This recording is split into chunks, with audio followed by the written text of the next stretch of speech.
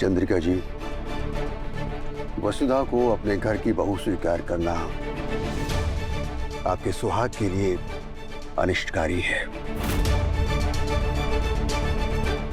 अभी कुछ नहीं हो सकता। लेकिन गुरुजी, पिछली बार की तरह कोई व्रत, कोई अनुष्ठान, कुछ? चंद्रिका जी, नियति के फैसले की एक निर्धारित अवधि होती है और इस समय कोई व्रत, कोई भी अनुष्ठान वसुधा को स्वीकार करने का मार्ग नहीं हो सकता। और आप भी काल को चुनौती देने का प्रयास मत कीजिएगा। शांत मन से सही और अनुकूल समय की प्रतीक्षा कीजिए। गुरुजी, समय ही तो नहीं है हमारे पास। फिर माँ जैसा को कुछ भी हो गया तो हम जिंदगी भर अपने आप को माफ नहीं कर देंगे। ईश्वर पर भरोसा कीजिए चंद्रिका जी।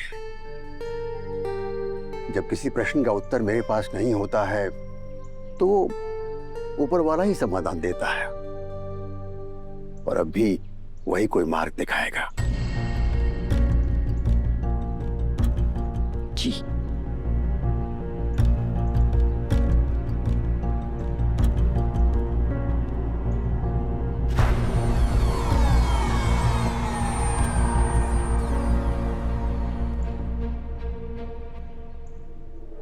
देवी हुकुम, देवी हुकुम,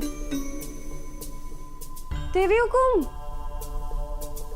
देवी हुकुम यहाँ भी नहीं है, फिर कहाँ चली गई? फोन करके देखती हूँ।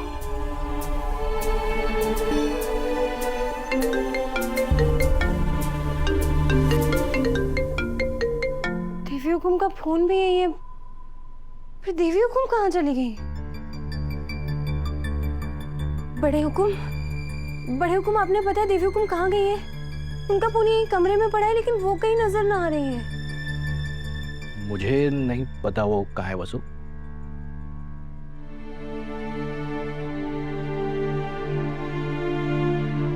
बड़े हुकुम, ऐसा तो आज तक कभी ना हुआ है कि देवी हुकुम कुछ सोचे, कुछ करे और आपने पता ना हो। कोई तो बात है जिसकी वजह से आप परेशान हैं, जिसके कारण दादी सा की जान खतरे में होने के बावजूद भी देवी हुकुम मारे को बहू ना स्वीकार पा रही। बड़े हुकुम, ये सवाल मारे को अंदर ही अंदर खाए जा रहा है। हमारी देवी हुकुम इतनी कठोर ना है। या तो फिर मैं बहुत बुरी हूं, या तो कारण बहुत बड़ा है। बताइए बड़े हुकुम, आखिर बात की है? आपने तो सब पता होगा ना, बताइए हमारे को। हम अपने बेटे की जीवन संगिनी के लिए अपने सुहाग को खतरे में नहीं डाल सकते हैं साहब। वसु को ये सच मैं नहीं बता सकता, ये हक सिर्फ चंद्रिका का है। मुझसे कुछ मत पूछो वसु, मेरे पास तुम्हारे किसी सवाल का जवाब नहीं है, मैं कोई जवाब नहीं दे पाऊंगा।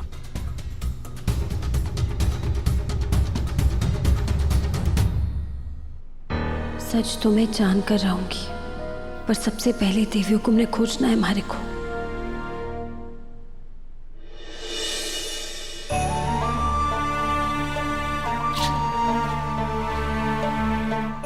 आज तक हमने आपकी पूजा में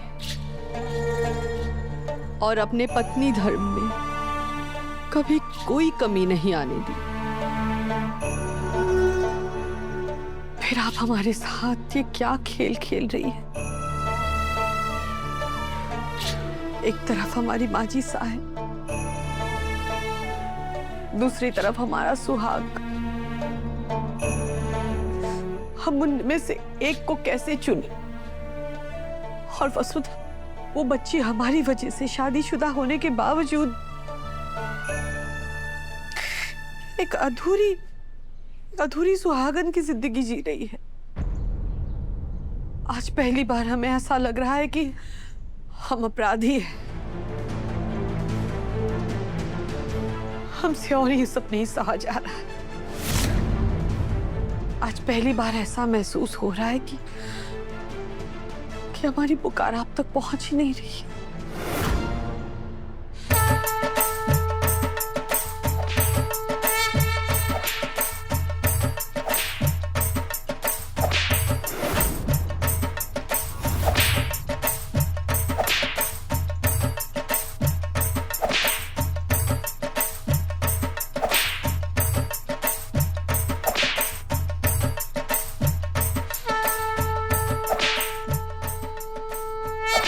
सुनिए, ये क्या कर रहे हैं? अपने आप को कोड़े क्यों मार रहे हैं? अपनी अपनी आस्था है।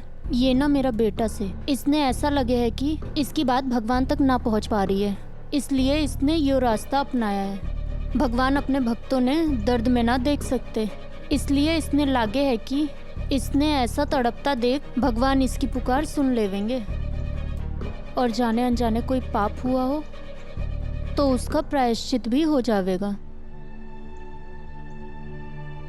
प्रभु, आप में हमारी आस्था अटूट है, उसे टूटने मत दीजिएगा।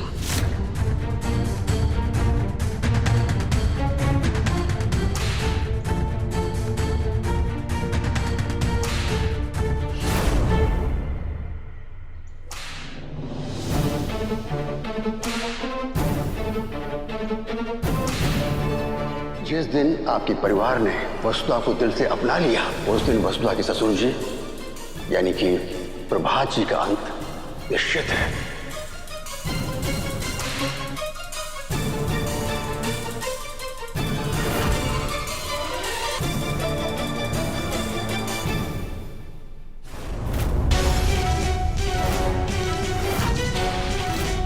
एक उपाय है चंद्रिका जी, ये व्रत आपको करना होगा। 3 दिन और 3 रात तक आपको पानी में खड़े रहकर भगवान का जाप करना होगा। परिवार में किसी का भी व्रत नहीं टूटना चाहिए। सारिका ने व्रत तोड़ दिया। भाभी साहब, हमारे से गलती हो गई, भूख बर्दाश्त नहीं हुई हमारे से।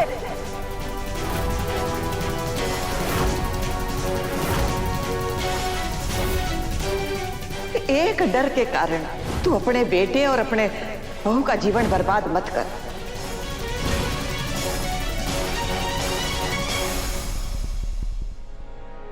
क्या हो गया आपको? बताइए माँ जी साहब, क्या है आपकी तीसरी शर्त? मसूड़ी ने अपनी बहू स्वीकार कर ली। आप जानती है ऐसा नहीं हो सकता है, ऐसा हम कभी नहीं कर सकते। मासा, आइए ना।